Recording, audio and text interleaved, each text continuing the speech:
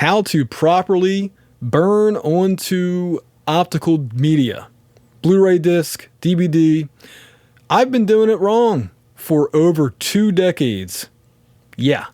So I'm going to teach you guys what I recently learned. First of all, this program is called Multipar. I will leave links to all this stuff below in the video comments. First of all, choose media size. I'm going with 25 gigabyte Blu-ray, single layer. Click the browse button where it says burn. You want to go, have your media compiled in a root folder already. So my root folder is called 000, actually 000 burn to disk 2025. You want to aim for about 20 gigabytes just to be on the safe side. So 20 gigabytes of data. Hit OK. So under block count, this slider right here, you want to look where it says block size. So when I move this slider, block size changes. Okay. For Blu-ray disc, we are going to aim for 2,097,000, which is equivalent to 2,048 kilobits. Kilobits. Once you click it, you can use your arrows on the keyboard. And then down here is a slider. Well, first of all, let me change my recovery file.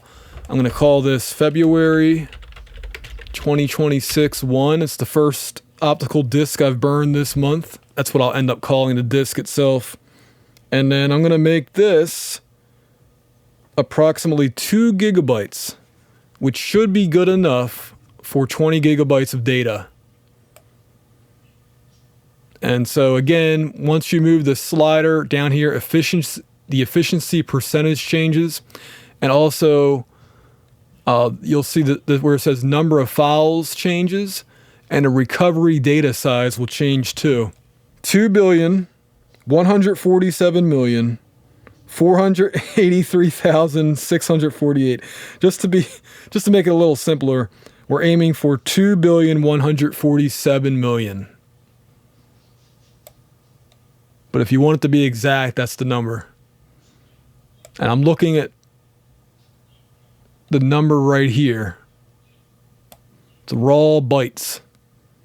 Okay. And you'll notice the efficiency is now at 98.5%. And at this point, we can hit create.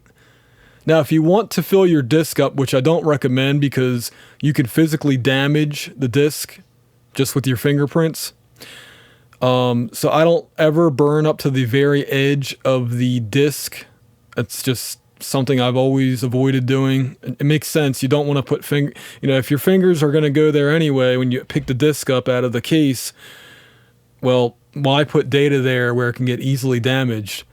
So anyway, if I hit fit to disk, which I'm not going to do, this would be bigger. So once I do that, I hit create. And then it's actually going to take a while to do this. After this is created, you click verify. And this verifies the PAR 2 files. I'm going to show you guys the PAR 2 files. And what this is doing, it's making sure that if this disk is ever damaged, it will actually be able to recreate the files. All right, verification was good, as you guys can see. So now we can move on. I guess I just hit exit. Okay. So now I'm going to move all these files into the Z redundant multi-par. I'll even use TeraCopy to do it. So again, this is all to make sure that the data that is on your hard drive or solid state drive is an exact match to what you put on an optical disc. So at this point, I'm going to choose all these folders, drag this into TeraCopy. I guess I could just, there we go. Drag it into TeraCopy, give it a second, hit test. And because this is an older hard disk drive, it's going to take a bit to test. So I guess I'll be back. I should have did this on my SSD. So yeah, you guys can see it says 9 minutes left to verify this. Or to test it, I mean. And then once I do this, I can hit save and I'll be back. Okay, everything is verified, as you guys can see. All those check marks and whatnot. You even got to verify the PAR2 files. That's correct. So now, last step for this one, for now, save hash. And then we will go to the folder. I guess I'll change that to February 2026 1. Oh, I added one more thing, guys. So under the data recovery tools folder, it's a copy of TeraCopy and it's a copy of Multipar. So there you go. And yeah, I do late night work. What can I say? So Auburn sounds, all this other stuff. We're going to copy every single thing except the Z redundant files into Nero Burning ROM. All right. And then our last step is going to be dragging the Z redundant Multipar files folder. And there you go. And as you can see with the status bar at the bottom, it fits on the disk. Okay, so now go up to burn. Make sure my label's what I want it to be. It is. And I'm going to uncheck verify written data. I always make sure my write speed, 4x is like optimal. If you do 2x, I don't recommend 2x because I'm using 16x disk. But if I was using a 4x disk or 8x, like the old days, 2 wouldn't be too bad. But I've been told 4x is like the Goldilocks zone. And then I'm going to choose burn. And I'll get back with you guys after this thing is hopefully finished. And then I'm going to show you the very last step after it does its thing. All right, the files have been written. Now it's time to verify them. And before I do that, I need to pop the disk out of the drive. And then by doing Control E, did you hear that? So the other thing I wanted to say is if you're using a DVD, this is what you want to aim for.